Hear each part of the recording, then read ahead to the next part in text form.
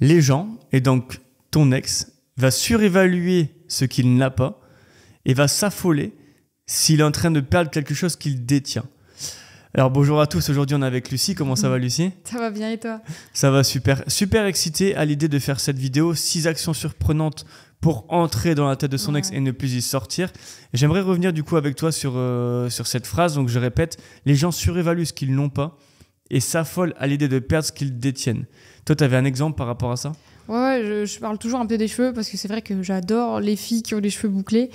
Et du coup, je surévalue un petit peu leurs cheveux. Alors, je sais que mes cheveux sont quand même bien, je dois pas non plus être triste de les avoir, mais du coup je surévalue celles qui ont des cheveux bouclés et du coup moi je me dévalorise un petit peu par rapport à ça, alors qu'en vrai si je perdais mes cheveux je serais au bout de ma vie en soi. Du coup c'est un petit exemple concret par rapport à ce que tu as dit pour qu'on puisse se mettre un petit peu ok, je comprends du coup. Ouais. Les gens surévaluent ce qu'on n'a pas. Et c'est ce qui est vrai, et c'est pour tout le monde comme ça. Et on a plus vite peur, en tout cas, de perdre quelque chose qu'on n'a plus. Ouais. Et en gros, c'est qu'on a. Pardon. Et c'est ce qu'on va essayer du coup de faire pour ton ex, te donner du coup des pistes à avoir pour donner cette peur du coup à ton ex de te perdre. Ouais, clairement. Avant de démarrer la vidéo, n'hésite pas à t'abonner si c'est pas déjà fait. Tu peux mettre un like si tu aimes la vidéo ou si tu as aimé la vidéo, si tu le fais à la fin. Et mettre un commentaire, nous on répond à tous les commentaires. Bon, des fois c'est un peu long parce qu'on a pas mal de commentaires, mais ça peut être intéressant aussi d'avoir ton point de vue là-dessus. Si tu as une autre technique à nous donner, une autre action à faire, bah pas de souci. Tu veux démarrer? Je démarre? Comme tu veux. Ok, bon allez, je vais y aller. Alors, petit aparté, si tu veux connaître tes chances de récupérer ton ex, je t'invite à aller en barre de description en cliquant sur le titre de la vidéo, puis sur le lien « Faites le quiz gratuit » juste ici. Donc ensuite, ça t'amène vers le quiz et je te laisse donc y répondre tranquillement. À la fin, je t'enverrai tes résultats personnalisés. Sur ce, je te laisse profiter de la vidéo. Donc du coup, 6 actions pour rentrer dans la tête de son ex. La première action pour rentrer dans la tête de son ex, c'est tout simplement le silence radio. J'ai envie qu'on parle un petit peu de ça aujourd'hui parce qu'on en parle souvent dans les vidéos et à juste titre parce que tout simplement, c'est indispensable. Je reviens par rapport à la phrase que j'ai dit tout à l'heure. Avec le silence radio, tu t'éloignes et en même temps, tu crées un petit peu le mystère. Et ben, c'est ce qui va créer un déclic chez ton ex. Et pour que ton ex pense à toi tout le temps, il ne faut pas être tout le temps sur ses côtes, on va dire, tout le temps être derrière ton ex, mais il faut au contraire s'éloigner pour mieux se retrouver. C'est sûr que si tu es sur les côtes de ton ex, il va penser à toi, mais pas de la meilleure des façons.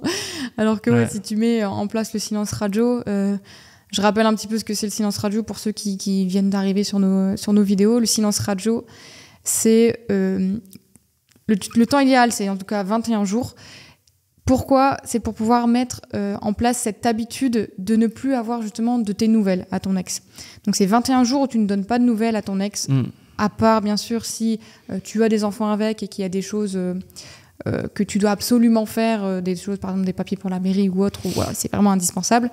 Mais tu ne contactes pas ton ex pour des broutilles, des choses qui... Voilà, tu sais très bien te débrouiller seul. Le silence radio, c'est ça. Et comme disait Florent, du coup, ça va te permettre de créer cette aversion à la perte, donc cette peur de te perdre, parce que du coup, tu n'es plus sur les côtes de ton ex et ton ex va se demander quoi. Carrément, en jouant sur le mystère, genre d'un coup, je ne te parle plus, alors pourquoi? Il va se poser des questions et c'est quelque chose qui va forcément t'aider à rentrer dans sa tête et faire cogiter ton ex. Je reviens à la question qui est le plus fréquemment posée, c'est est-ce que je vais perdre mon ex? Est-ce que je vais être définitivement oublié par mon ex si je fais le silence radio? La réponse, elle est simple, c'est non. Tout simplement parce que quand tu fais le silence radio, tu t'éloignes, du coup, comme tu dis, il n'y a pas de contact. Il n'y a pas de contact avec notre ex, enfin avec ton ex, il n'y aura pas de contact du tout. Et le but, c'est de créer du manque, en fait, de créer un déclic et créer cette aversion à la perte. Il faut que ton ex, en fait, il faut provoquer cette pensée suivante chez ton ex qui est mais qu'est-ce qui se passe? Pourquoi mon ex me parle plus? Pourquoi mon ex ne pense plus à moi, ne m'aime plus? Et c'est créer ce petit déclic en fait chez ton ex. Alors certains vont dire que c'est malsain et à juste titre, on va dire, mais en soi, c'est quelque chose de courant à faire. Nous personnellement, il y a dans 80% des situations, si une reconquête se passe mal, c'est parce que le silence radio n'a pas été fait. Il n'y a pas eu cette période de distance qui a été mise en place. La distance avec son ex, c'est extrêmement important pour créer du manque. Si tu veux créer du manque chez quelqu'un, il ne faut pas constamment lui envoyer de messages. Il faut justement prendre du recul, être moins disponible. C'est malheureux, mais c'est comme ça. Une reconquête, c'est aussi une partie d'échec. Et le silence radio, c'est une stratégie qui peut être qui est une très bonne stratégie pour récupérer ton ex et créer du manque. Donc voilà pour le point numéro 1. Donc le silence radio, vraiment indispensable. On en parle tout le temps. Et s'il faut qu'on en parle dans chaque vidéo, on le fera. N'oublie pas une chose. Tu prends tes distances avec ton ex. Tu n'envoies plus de messages. Le strict minimum si, comme Lucie a dit, tu as un enfant avec. Et c'est tout. Et durant une période de 21 jours, ce qui est une durée suffisamment bonne pour que ton ex se dise « Waouh, je vais vraiment tout perdre là ». Parce que t'imagines, au bout de 15 jours, si tu n'envoies pas de nouvelles à ton ex, alors que tu lui bombardais de SMS, l'effet psychologique du silence radio, on en a déjà parlé dans certaines vidéos, il est incroyable. Donc vraiment, le silence radio, vas-y, fonce.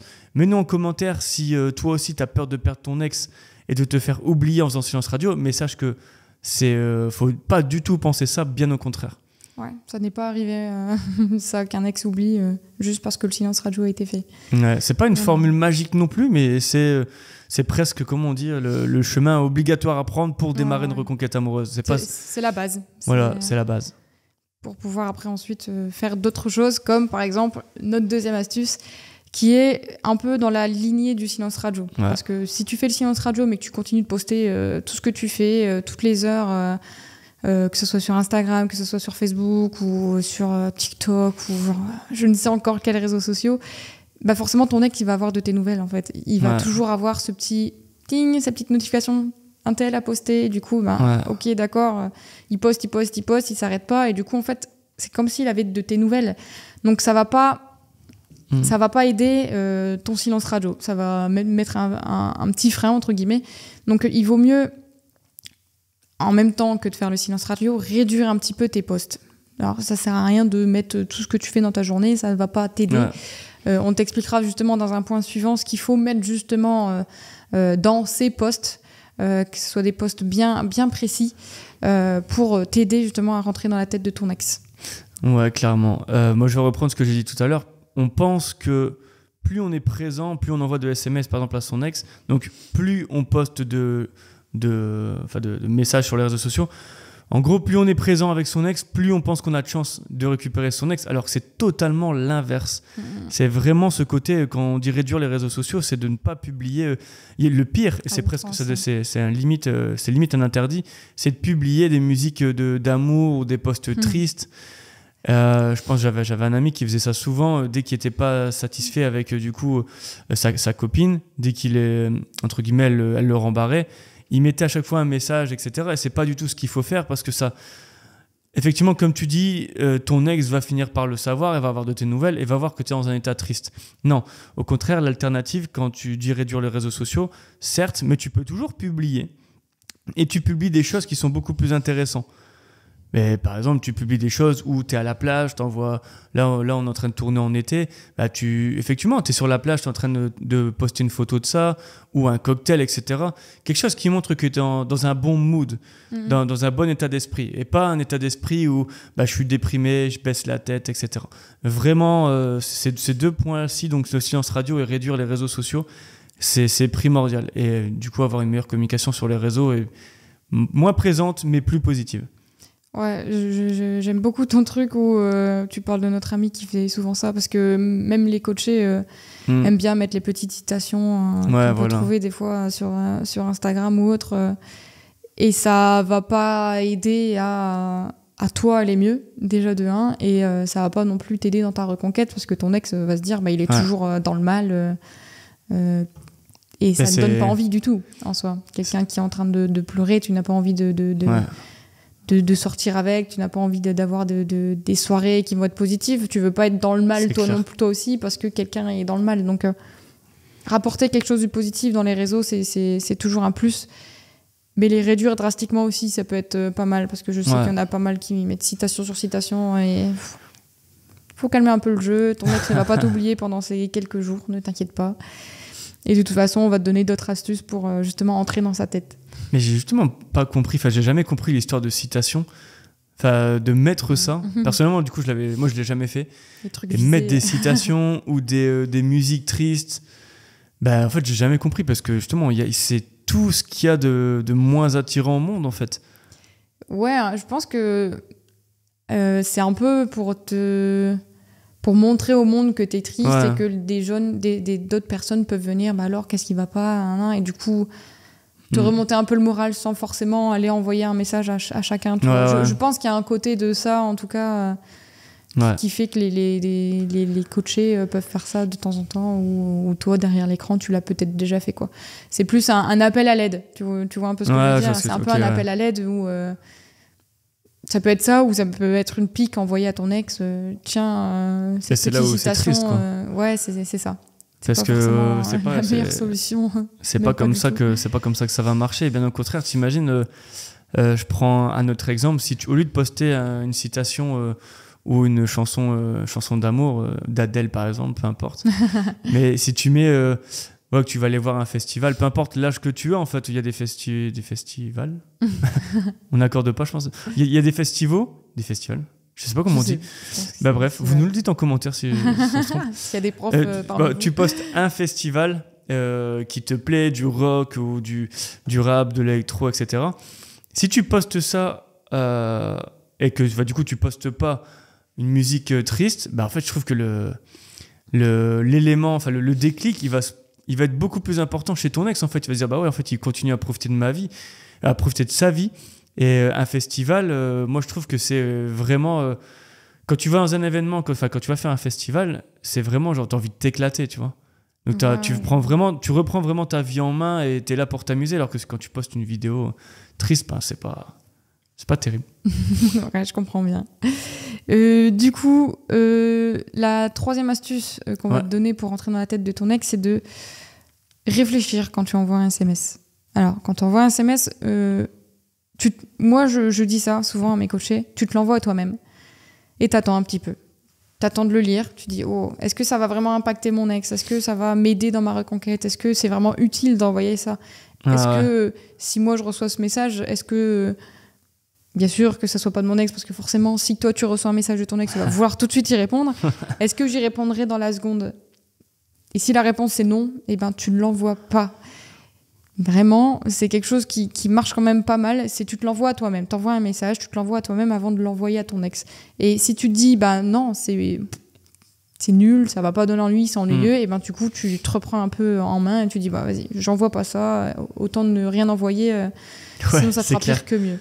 Il y a ce côté un peu se mettre à la place de son ex, en fait, parce que si tu te mets à la place de ton ex et que tu envoies ce message, est-ce que vraiment ton ex va réagir avec ce message-là ? Et souvent, on se dit, si mon ex m'envoyait ce message qu'on a préparé, ça marcherait sur nous, mais pas sur notre ex. Parce que nous, on a envie que notre ex revienne, et du coup, on va mettre un message en fonction de ce que nous, on aimerait bien recevoir. Et c'est là où est le problème. Et il y a une autre chose aussi, c'est est-ce que tu serais fier de ce message 10 ans plus tard ? Est-ce que si tu te voyais 10 ans plus tard ou même 1 an plus tard, tu te projettes, tu te visualises dans 1 an, si tu envoies ce message, est-ce que tu serais fier et vraiment avec du recul, tu te dis ok, j'ai raison d'envoyer ce message ou non ? Et on se rend vite compte que non, finalement, je ne devrais pas envoyer ça, peut-être que je devrais attendre un petit peu. Et si je prenais du recul ou si j'étais l'année prochaine, en fait, je me dirais non, je devrais peut-être envoyer ça, parce que dans 1 an, ma vie sera différente et je penserai peut-être différemment. Et donc c'est ça qui est bien, en fait, c'est de se dire avant d'envoyer un message, attendre 1 heure ou 2 et se dire est-ce que je serais vraiment fier dans 10 ans d'avoir envoyé ce message ? Et du coup la réponse va être assez claire dans ton esprit. Ouais, bien sûr. Puis tu verras les SMS que tu pourras être fier d'envoyer, ce sera des SMS qui vont forcément être des SMS plein de vie, plein de positivité, plein de choses bien, de choses cool à apprendre, des choses à apprendre à ton ex, des choses que tu as pu faire pendant le silence radio, que ton ex aurait peut-être aimé faire. Et ça va être quelque chose qui va faire que ton ex va te répondre, en fait. Donc le fait de vraiment prendre le temps de voir, est-ce que ce SMS, moi, ça me conviendrait si on me l'envoyait, si c'était pas mon ex ? Est-ce que j'y répondrais tout de suite ? Est-ce que je serais fière vraiment d'avoir envoyé ce SMS à mon ex ? Oui, non. Et c'est vraiment des questions qu'il faut se poser avant de faire quoi que ce soit avec ton ex. Surtout après avoir mis ta période de silence radio en place, parce qu'il faut vraiment revenir avec du positif, de la good vibes, et pas revenir justement en étant... comme tu l'étais au début de ta rupture, sans dessus-dessous, même si c'est tout à fait normal que tu le sois, quoi qu'il arrive. Mais reprends un peu du poil de la bête et montre-le du coup à ton ex dans tes SMS, dans tes réseaux sociaux. Et c'est ça qui va te permettre d'entrer dans sa tête. C'est clair. Dis-nous en commentaire si toi, il y a un SMS que tu as envoyé à ton ex et que tu as regretté. Peut-être mieux mettre le micro. S'il y a un SMS que tu as regretté et que tu as envoyé à ton ex, bah dis-le nous en fait. Et nous, c'est super intéressant de le savoir aussi. Et surtout, si tu veux, tu peux même mettre le message que tu as regretté d'avoir envoyé. Comme ça pourra aussi montrer aux autres le message qu'il ne faut pas envoyer. Et je pense à ça parce que pour moi, le message que tu regrettes, c'est celui où tu parles trop de sentiments. Et à l'inverse, tu ne mets pas assez de mystère et assez de comme tu dis, d'énergie en fait. C'est vrai qu'un SMS plein d'énergie, c'est vachement mieux. Waouh, j'étais à la plage aujourd'hui, c'était dingue. Si tu envoies juste ça, par exemple, à ton ex, alors que tu vas pas parler depuis 3 semaines et que tu es en été, ou waouh, j'ai été faire du ski alors que tu es en hiver, t'attends pas de réponse de la part de ton ex, mais en même temps, tu es plein d'énergie, tu montres que tu es dans une good vibe. Donc c'est cool en fait, tu es dans un bon mood. Et c'est ce qu'il faut pour rentrer dans la tête de son ex. C'est vraiment, je reviens encore à la chose, et je vais le répéter encore une 3e fois, les gens surévaluent ce qu'ils n'ont pas. Donc si tu t'améliores et que tu deviens une meilleure personne, forcément ton ex va entre guillemets te mettre sur un piédestal. Et il va aussi s'affoler à l'idée de te perdre définitivement pour toujours. C'est un peu cet équilibre à retrouver, c'est ça, équilibrer du coup la reconquête de manière à ce que ce soit pas toi qui cours toujours après ton ex, mais que ce soit aussi ton ex qui court un petit peu après toi. Et je pense que tu serais aussi très fier de voir ton ex revenir petit à petit dans ta vie et que ce soit pas toujours à toi de lancer les perches. Ouais. Exactement. Ouais. Donc juste vraiment, quand on voit un SMS, sois fier de celui-là, envoie de la bonne positivité, des bonnes choses, et après du coup, ton ex te répondra. Ouais. Je vais enchaîner avec la 4e action du coup surprenante pour entrer dans la tête de ton ex. C'est une suite de réduire les réseaux sociaux. Tout à l'heure, j'ai amorcé un petit peu la chose en disant tu publies uniquement des choses positives. Moi, j'ai envie de te dire, tu publies des photos uniquement pour créer la peur de te perdre et la peur de manquer en fait.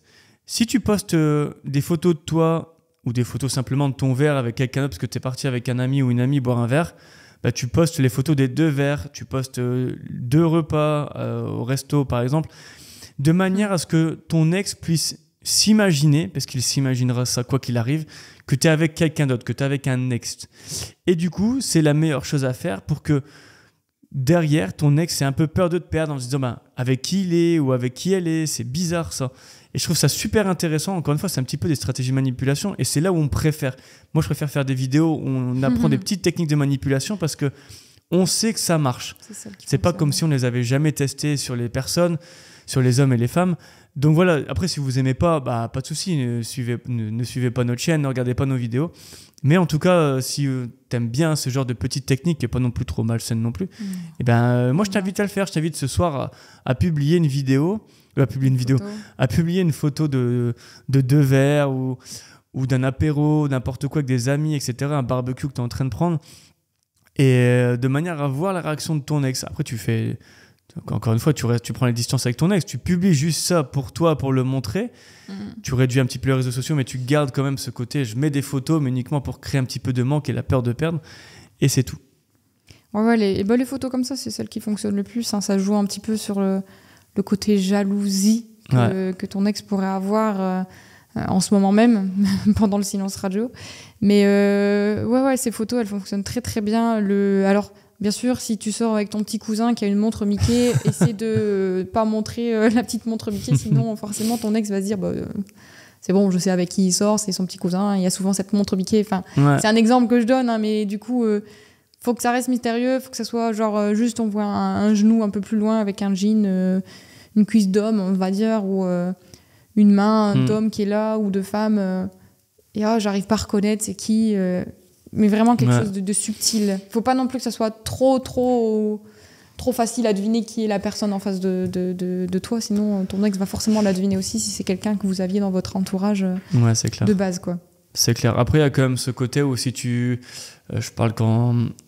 Si tu fais une petite sortie, par exemple, avec ton filleul ou quoi, il n'y a aucun problème à mettre ça aussi. C'est aussi très bien. Ça a un effet aussi positif dans le sens où en fait, il ne se laisse pas abattre.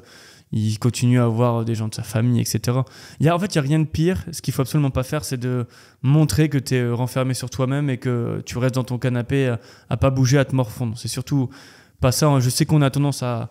Enfin, effectivement, quand on a une rupture, quand on vit une rupture, notre monde s'effondre tout autour de nous. Donc le but, c'est de sortir de ça. De sortir de ça et de montrer autre chose. Exactement. Donc oui, je disais pas que c'était pas bien de sortir avec son petit cousin ou son petit filleul, hein, bien sûr. Mais c'est plus, en tout cas, pour créer le mystère et la peur de te perdre. Dans ce cas, qu'il faut mettre en place du coup cette petite photo où on ne sait pas avec qui tu es, où on ne sait pas non plus où tu es, parce que c'est vrai que si tu mets dans des endroits où tu as l'habitude d'aller, ton ex va dire oh il est là, il est sûrement avec un tel. Mais non. Ouais, de faut montrer changer des aussi endroits d'endroit. où tu n'as pas l'habitude d'aller, ou même des endroits que tu avais dit à ton ex que tu n'aimais pas trop, et ben ça peut aussi faire un tilt chez ton ex. Tiens, Ouais, c'est bizarre. je reconnais cet endroit, qu'est-ce qu'il fait là, il aimait pas ça, je comprends pas pourquoi il va là-bas.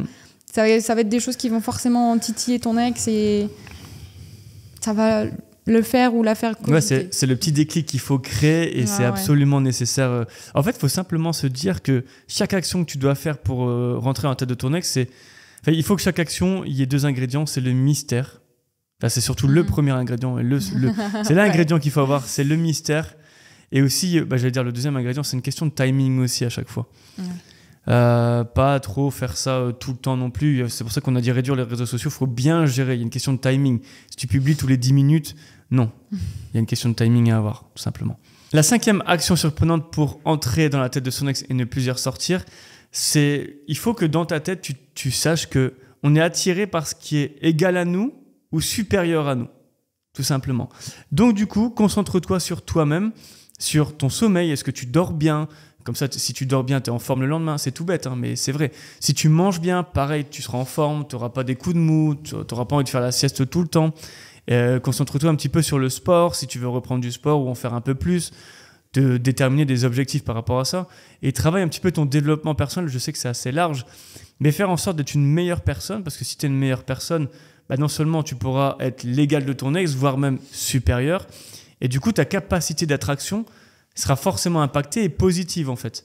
À l'inverse que si, encore une fois, c'est la même chose, mais si tu ne bouges pas, si tu te morfonds, t'envoies des messages négatifs à ton ex, comme quoi tu es triste, tu te sens seul, etc., tu te dévalorises et du coup, tu n'es pas attiré par ça. Et ça, c'est pas forcément qu'avec les ex, pas qu'en matière de reconquête, en matière de séduction, c'est pareil. Et puis même dans le monde professionnel et dans le monde social, simplement, hein, avec nos amis, etc. Si tu te dévalorises tout le temps et que si tu n'es pas là à te pousser vers le haut, personne ne le fera et on ne te tendra pas trop la main en fait. Donc c'est ce côté, je veux que tu travailles sur toi-même, que tu sois content, que tu aies une meilleure vie, que tu t'élèves toi-même avec des objectifs et que tu revois un petit peu ta vie en disant ok, qu'est-ce que j'aime pas, qu'est-ce que j'aime bien et vers quoi j'ai envie d'aller. Quand je te parle de sommeil, d'alimentation, de sport, moi je trouve ça très important. Moi, sans ces 3 piliers-là, par exemple, je me sens pas au top de ma forme, je me sens pas bien, et donc du coup, je rayonne pas. Tu vois ce que je veux dire ? Et donc pour moi, c'est ce côté-là qu'il faut absolument travailler. C'est le côté un petit peu concentre-toi sur toi avant de récupérer ton ex. Et ça pourra faire en sorte de créer une sorte. Encore une fois, c'est pas un gros déclic là, mais c'est presque une base. On aurait peut-être même dû le mettre en point 1. Mais c'est super important pour aller mieux en fait. Ouais, carrément, faut que tu te ressentes sur toi-même parce que je pense qu'avant la rupture, tu te recentrais plus sur ton ex. Il y a même des choses, par exemple, que tu n'as pas fait parce que tu étais avec ton ex et que tu n'avais pas envie de prendre le temps de le faire parce que tu voulais passer plus de temps avec ton ex. Et là, tu as ce temps justement pour le faire, pour te découvrir des nouvelles passions, de nouvelles choses. Comme tu l'as bien dit, hein, pour rayonner. Et on est attiré par les personnes solaires, par les personnes qui rayonnent. Donc, si tu rayonnes, tu vas forcément attirer ton ex. Donc, c'est que du plus. De toute façon, quoi qu'il arrive, que ce soit pour toi ou pour ta reconquête même. Voilà, une chose à retenir, on est attiré par ce qui est égal ou supérieur à nous. Donc, rayonne et tout ira bien. Il faut aussi se dire, encore une fois, alors là, on sort un petit peu du cadre de la vidéo, mais on ne récupère pas son ex en un jour. C'est pas parce qu'on a bien dormi, on a fait du sport, etc., on a bien mangé et on s'est concentré sur soi qu'on va récupérer son ex demain. Non, une reconquête, c'est sur le long terme. Plus tu te ressens sur toi, plus tu vas mieux, plus la rupture aura un effet moins dévastateur sur toi.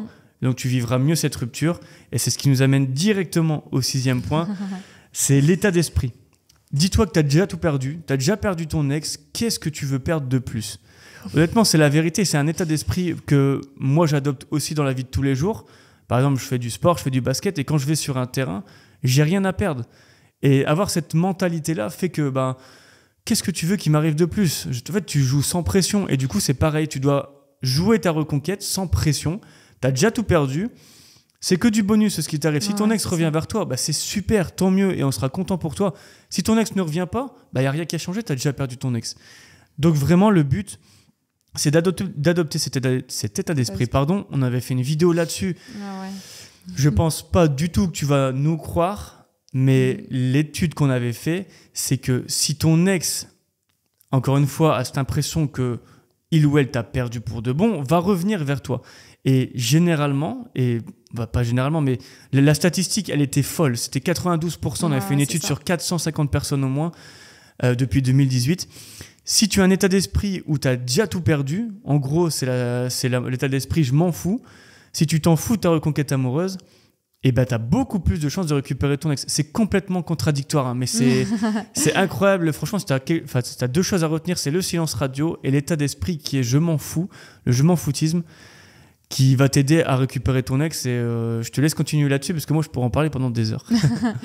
Alors, tu as parlé vite fait justement de ce je m'en foutisme et tu avais dit si je récupère pas mon ex, c'est pas grave. Sauf que on aura déjà mis des trucs en place, même si tu récupères pas ton ex. Mais en fait, il y a toutes ces choses que tu as mis en place qui n'étaient pas forcément de but pour toi. Et ça va être des choses qui vont être quand même positives pour toi. Par exemple, ce qu'on te dit depuis tout à l'heure, genre te recentrer sur toi, penser à toi en premier, ça va être des choses, même si on l'avait mis en place pour...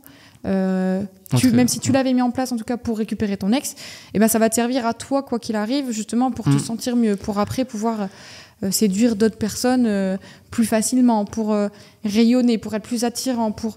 De toute façon, le positif attire le positif, on me l'a toujours dit, c'est toujours arrivé comme ça. Donc crois-y, tu vas y arriver, et quoi qu'il arrive, c'est pas grave si tu n'y arrives pas. Comme l'a dit Florent, on a déjà fait une étude, il y a vraiment énormément de chances que ça fonctionne avec ton ex et tu arrives à le récupérer quand tu adoptes cette attitude de j'ai déjà tout perdu, qu'est-ce que je peux perdre de plus en soi. C'est clair. Donc, et de toute façon, quoi qu'il arrive, tu perds rien, au pire tu gagnes parce que du coup tu reprendras un peu confiance en toi, te reprendras en main, tu iras mieux, tu découvriras de nouvelles passions, tu pourras découvrir de nouvelles personnes au travers de cette nouvelle passion. Donc t'as qu'à gagner en fait, quoi qu'il arrive, même si tu essaies de reconquérir ton ex et tu n'y arrives pas, t'as plein de choses à gagner quand même à côté. C'est clair que c'est extrêmement dur de se dire waouh, mais comment ça je vais faire comme si je m'en foutais de mon ex. Moi je me souviens que durant notre rupture c'était un peu pareil. En fait, t'es un peu, comme tu dis, t'avais une bonne expression là-dessus, t'as les œillères où, ok, je vais récupérer mon ex tout de suite, il faut que cette période se soit vite derrière moi. Mais si tu te poses encore une fois la question, ok, dans 1 an, ma vie elle sera beaucoup mieux, je serai peut-être avec mon ex, et si je suis pas avec mon ex, j'aurais fait le deuil en fait. Et donc avoir cet état d'esprit, c'est bien parce que sinon, en fait, tu t'en sors pas. Si t'es là et tu te dis, waouh, ça va pas, j'attends des nouvelles de mon ex et chaque jour. Mais on l'a vécu aussi, c'est pour ça qu'on peut aussi en parler, où on est un peu dans le mal, on voit tout en noir, on a envie de récupérer notre ex, mais ça fonctionne pas comme on veut.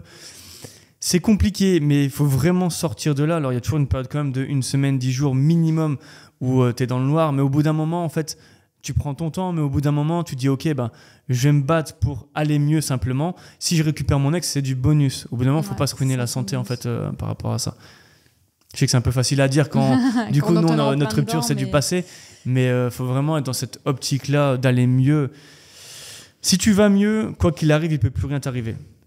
La rupture est déjà passée, donc tu ne peux pas resubir une deuxième rupture si tu n'es plus avec ton ex, quoi. J'aime bien ce que tu as dit. En gros, c'est un bonus quoi, si tu récupères ton ex. Tu iras forcément mieux et ça sera un bonus si tu récupères ton ex. C'est carrément cet état d'esprit que tu dois vraiment adopter. Même écris-le toi si tu veux sur un bout de papier, tu le mets sur ton miroir, comme ça tu le vois tous les jours.